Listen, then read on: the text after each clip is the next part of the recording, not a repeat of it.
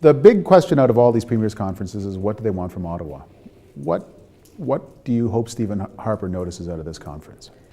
Well, I hope he notices how committed we are to, and all Canadians notice how committed we are to internal trade, to knocking down those internal trade barriers across the country, and how committed we are to working together on things like healthcare, finding multi-million, hundred millions of dollars worth of savings in healthcare through efficiencies. Areas of our jurisdiction where we can do something, we're committed to coming together and doing that. Having said that, we also need a partner. 2/3 of the taxes in this country are collected by the federal government versus the provincial governments, and 80% of the programs are delivered by the provincial versus the federal. They need to be a partner. They need to decide they want to be an active partner in building Canada. And that's, I hope, the other part that they'll see in this. Healthcare, infrastructure, those things are really important for our country now, and they've got to invest. They've announced the big infrastructure program for 10 years going forward. They've announced health transfers through 2024. Do you think that's written in stone? Do you think they can revisit that? Well, I mean, I think there are lots of ways to skin the cat when it comes to healthcare, to add more money to that budget. So, for example, I have always said I thought they made a mistake when they went about healthcare, restructuring healthcare funding on a per capita basis and didn't age adjust it. You need to, I mean, we're the only country in the world that doesn't recognize that seniors need more money to be, to look after themselves in the healthcare system than young people do. So there's probably a way to approach that, to add more money to healthcare to specifically support seniors. I think that's important. I think on infrastructure, we're going to need to invest more than has currently been allocated. And the reason for that is a generation before us made massive investments in building this country for us. Those investments are coming due, and we have a duty to our kids to renew it. And we're not going to grow the economy if we don't. The federal government depends on provincial governments and provincial roads and highways and ports to grow the national economy. Well, they have to make an investment to make that happen. There's also always, there's not just a federal provincial dimension to these meetings, there's an intergovernmental dimension. And at least one of these conferences, the big story that at least all of my colleagues went looking for was you and Alison Redford. How are these two new premiers going to get along, circling each other warily? She's no longer the premier. How has the sort of regional dimension changed at this conference? The inclusion of a federalist premier from Quebec is the most obvious change. I mean, it's really, first of all, he's an incredibly smart and thoughtful leader. He's very brave. He is completely unafraid to be a federalist in politics in Quebec. And he really approaches the country very constructively. So Paul, if there's one big change, I was going to say it's that, sitting there with Philippe Couillard, and he, in Quebec signing on, for example, to our healthcare efficiency work that we're doing. Yeah. We do big, massive drug buys now. All the provinces are in, except Quebec. Well, now Quebec's going to add 8 million people worth of buying power to that. That's going to make a difference, not just for them. Yeah. It's going to make a difference for every Canadian. We will get drugs cheaper on our pharmacare rolls now as a result of him being there. There's also this sort of energy, environment, pipelines, resource development, that whole sort of bundle of issues. How does Couillard change that? My view is that Quebec and British Columbia have always shared a lot in common. I think, we've traditionally always had grievances in British Columbia about the federal government, as have many provinces, as have Quebec. But I think people in Quebec have a real interest in climate change, an interest in clean energy.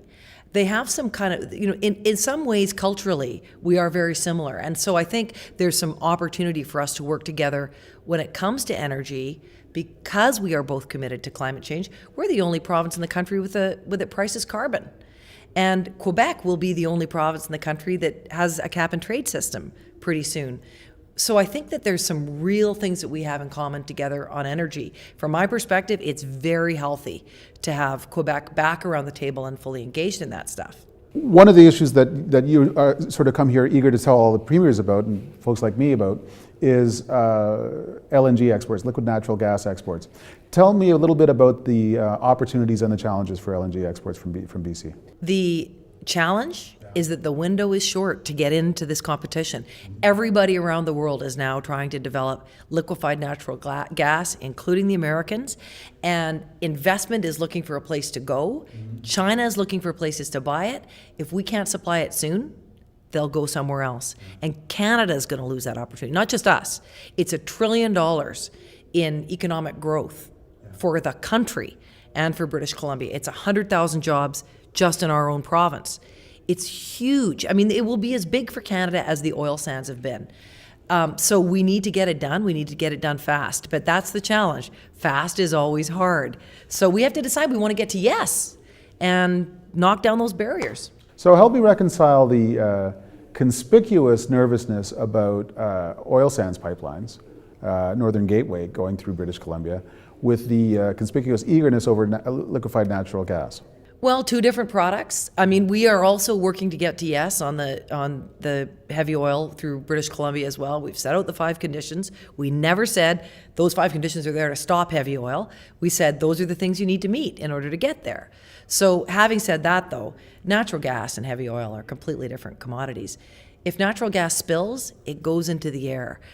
A very, very tiny risk to our coast as we export it off British Columbia's coast, and it's clean.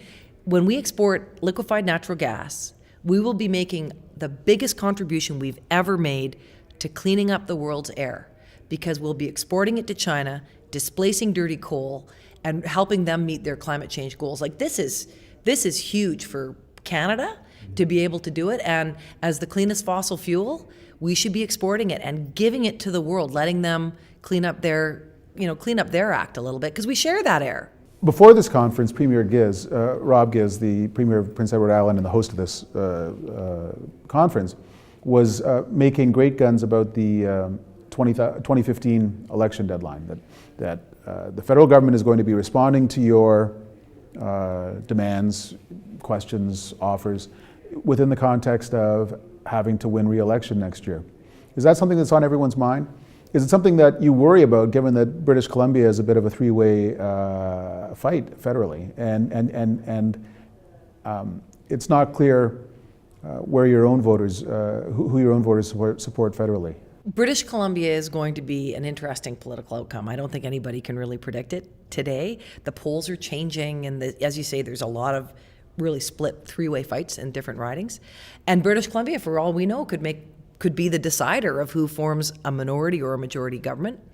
But my view of elections is this. I think that when politicians and political parties stake out a principled position, and in our case, it's to say we're going to grow the economy, and you stick with that, if you have succeeded in growing the economy, all the rest of it, people aren't so concerned about. So, I take a little bit different view from Premier Giz in that I think people are going to vote on whether or not they believe the leaders that they're voting for are going to create jobs, they're going to grow the economy, they're going to control the size of government. I think those principled things are going to matter. But I do think, though, making sure that we are able to care for seniors and invest in infrastructure to grow our economy, that'll be on people's minds too. There's no question about it. But I think British Columbians showed in the last provincial election they want to vote on those principles, and I don't think they're going to be different in the federal election.